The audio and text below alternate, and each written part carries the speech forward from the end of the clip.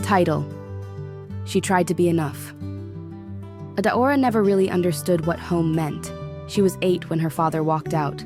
No fights that night, no warnings, just an empty chair at the dinner table and silence that swallowed the room. Her mother, Nena, didn't cry, not in front of her. But Adaora knew.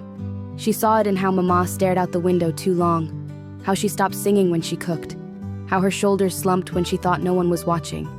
Things changed overnight. Bills piled up, food portions shrank. The laughter in their tiny home disappeared like dust in wind. By the time Adaora turned 13, she knew school was a luxury they couldn't afford. So she started helping, hawking roasted corn after school, carrying buckets of water for neighbors, anything that brought in coins. Her hands toughened. Her voice grew quieter.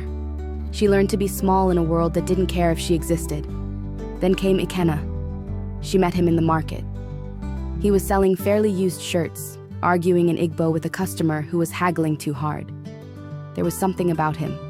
Tired eyes, gentle voice, like he'd lived too many lives in too few years. He noticed her first. "Your eyes don't match your age," he said one evening. "You look like someone who's seen too much." She laughed for the first time in months. They started talking. He walked her home sometimes, brought a kara he couldn't afford to give. He told her stories of his late mother, of a father who drank away every good thing they ever had. He said he wanted to build a different life, a quieter one, with someone who understood pain without making it worse. They fell in love. Not the kind in movies. The kind that's slow and aching and careful, like two people stitching wounds together and calling it warmth. At 19, Adaora found out she was pregnant. She cried for hours, not because she didn't want the child, but because she knew what it meant. More sacrifices, more hunger, more dying dreams. Ikenna promised to stand by her. They had a small traditional wedding with borrowed wrappers and leftover jollof rice. He held her hand and whispered, "I'm not my father. I will never be like him." And for a while, he wasn't. They managed. Ikenna got a job at a mechanic shop. Adaora gave birth to a baby girl, Chika, with trembling arms and a heart full of hope. She started dreaming again, of going back to school, of studying business, of building something of her own one day. But reality didn't care about dreams. The baby fell sick often. The rent kept rising. Ikenna lost the job. He started staying out late. First, it was just a beer, then cigarettes, then stronger things, then silence. One night, he came home smelling like smoke and perfume. She confronted him, voice shaking, eyes full of betrayal. He said nothing, just walked past her and slammed the door. That was the first night she truly understood loneliness. But she didn't give up.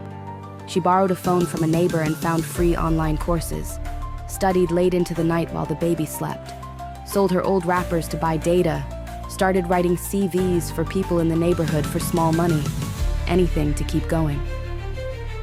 Ikenna spiraled deeper. He began blaming her for everything. "For dragging me into this life," he shouted one night, "for trapping me with a child." His words cut deeper than slaps ever could. But Adaora didn't break, because she had known pain before him, and she had survived it. She started saving again, 100 naira at a time. She applied for a scholarship, quietly, secretly. She never told him, and when she got the email that she'd been accepted into a distance learning program, she held her baby close and cried. Not because it would be easy, but because she knew she wasn't just surviving anymore.